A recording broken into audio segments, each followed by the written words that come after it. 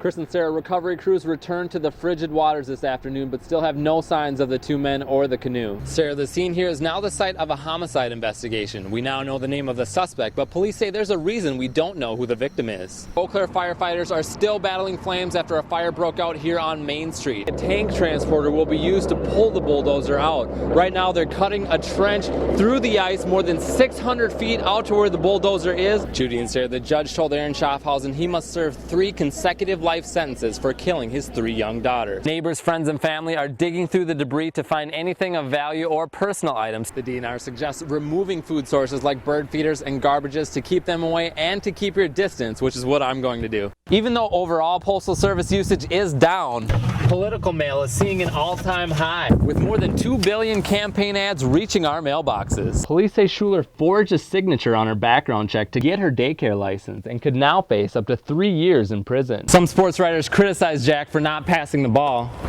but his coaches here say it was all part of the game plan. They were going into the game. Diseases from any wild animal contact are a big concern.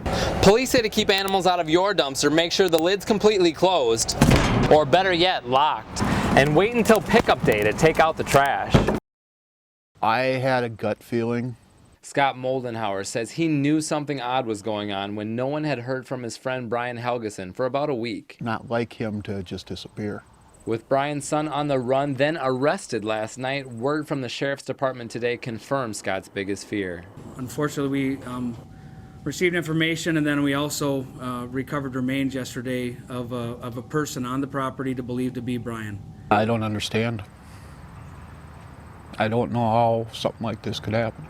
With help from bloodhounds and witnesses, investigators dug to find a body they think is Brian. We do have to do some more work on properly, taking care of the identification. That's why we say believed to be Brian. We're currently still at the scene collecting evidence. With a court case for Lars Helgeson pending, Scott reflected on his friend. Well, Brian, like myself, was a biker, but he is so far from the image of being a biker. You know, very true-hearted. More than happy to give people rides on his trike, kind of a happy-go-lucky guy. He was Brian. There was no way around it. And that trike, you always knew it was him when he rolled in. With Brian's wheels no longer turning, Scott is now faced with a grim reality. It's very difficult to even think that somebody could do this to him. We've been provided with some possible motives, but nothing that we've been able to confirm at this point. What is he thinking? What's the drive to take someone else's life? I don't care about how. That doesn't matter. Brian's gone. The biggest thing would be to know why. Gonna miss him. He's a great brother. No court dates for Lars have been set. Investigators say criminal charges could be filed in the next few days. My oldest one is 6 and my youngest one is 4 today. So it's her birthday today. Turning 4, PJ Greengrass and her grandparents and sister came to celebrate with her mom. She's real, I'd say, spunky, like outgoing and stuff like that. So they're fun, awesome kids. Happy birthday! How do you know? Because I'm a psychic. It was the first time Marcella Redbird of Black River Falls had been in the same room with her daughter since she was sent to jail in June, 2 years after making a damaging and dangerous mistake. I was just intoxicated and trying to go home, and I picked my kids up on the way home, and I just must have fell asleep at the wheel. It was bad. My oldest one got hurt. She got a broken arm. Well, we went to the hospital, and the next day I end up coming here. Her parents have been taking care of Sella and PJ. I don't know if she understands it by now, but knowing she's hurting is the kids. Robert Willie of Chippewa Falls was arrested last fall for his 4th OWI in 5 years, sentenced to a year in jail, but he's not the only one being punished. His 5-year-old son, Jarek, was without his dad.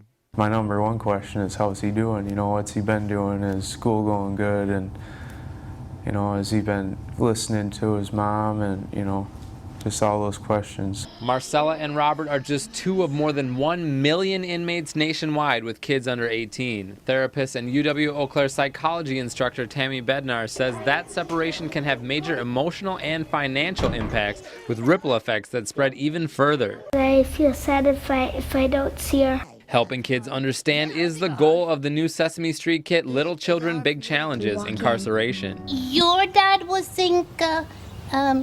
incarcerated? Yes, he was in prison. So I know how hard it can be, Alex. Yeah, it is hard. When you have a show like that kids are exposed to, they begin to get the message that, hey, wait a minute, not only am I not alone, but I can talk about this. It encourages kids to express their feelings, to write letters, and draw pictures to stay in contact. I wish Daddy could come with us. But this is where he has to be because he broke a law. Some jails will allow inmates to be in the same room with family. Others only through glass using a phone. Or only through video with visitors in another room at the jail. And one area county won't allow inmates to see their kids with their only contact over the phone. The system doesn't allow for more connection. Ultimately, that disconnection is more damaging than anything. Bednar says kids with parents in custody can have a hard time understanding the process. They go through a sense of loss, abandonment. They might not understand, okay, why isn't Dad coming home? They might get that, oh, they did something wrong, but a 4-year-old, 5-year-old doesn't have a conceptual idea of what 3 months is in jail or what a year is in prison. I think when I get bigger, she will get out. It was really hard when he came down here because I remember he asked me, he said, Dad, did you kill somebody? And he kept on asking me that, and I just kept saying, no, I didn't kill anybody. PJ's birthday celebration didn't last long. It's hard. It is. It's just worrying and stuff. Make sure, they're all okay and stuff where they're at. Well, I know I gotta change because I do miss my kids. Marcella was sentenced last month to spend the next 2 years in the Tachita prison in Fond du Lac. It was mistakes that I made. I just gotta accept what's gonna happen and try to better myself. Nice hat, too. Although he doesn't have custody, Robert was released last week and has that chance to change for his child. It's just an unreal feeling, I'm just really happy to see him and can't wait to see him again. Joe Nelson, WEAU 13 News. It's been amazing the way she has just started sewing a simple line and has just gone from there. Sherry Smith says her daughter Mindy found a new passion in life about 6 years ago when Sherry owned a quilting shop in Neilsville. It's really brought Mindy and I a lot closer to be able to do this together. We really enjoy sewing together. She's made probably 10 to 12 quilts, pillowcases, bags, purses. Mindy has given several quilts away to family, but 2 more can be won on Sunday at an event close to her heart. I just want to let them know that they're not the only ones that are born with Down syndrome. And she'll be sharing that message at the Down Syndrome Awareness Walk in Chippewa Falls with her husband of 7 years, Joe Frenette. They met at a football game when Joe was in high school. He said hi to me, and he introduced me. His name is Joe, and then when the game is over with, he went to his mom's house, and he said, I found my first love. Did you feel the same way? Yes. Mindy's a pretty outspoken, stubborn person. I probably design anything that I wish. I like designs. She made you any quilts? No. Yes, I did. I get things off my mind from work, and I relax when I sew.